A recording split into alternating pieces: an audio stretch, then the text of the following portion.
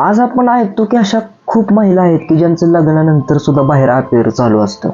मग त्यांना एखादा तरणा बांडा पुरुष मिळतो, तो त्यांना लॉंग ड्राईव्हला बाहेर फिरायला घेऊन जातो, सतत शॉपिंग करायला घेऊन जातो, चांगल्या हॉटेलमध्ये यांना जेवायला घेऊन जातो, ह्यांना पैसे पुरवतो, सगळे ह्यांचे हट्ट लाड सगळे पुरवतो. आणि मग अशा महिलांच्या मनातून नवऱ्याची जी जागा असते ती उतरते. त्यांच्या मनात ह्याच्याबद्दल प्रेम निर्माण होतं, ह्या बाहेरच्या व्यक्तीबद्दल. मग नवऱ्याबद्दल तिरस्कार वाटू लागतो, मग वाद. मग असं वाटतं हा खूप भारी आहे, हा माझे सगळे हट्ट पुरवतो, किती मला जीव लावतो, मला कशाचीच कमी पडू देत नाही. आणि असं का होतं तर ज्या महिलांचे काही हट्ट असतात, अपेक्षा असतात, त्या नवऱ्याकडून तेवढ्या तातडीने लगेच पूर्ण होत नाहीत.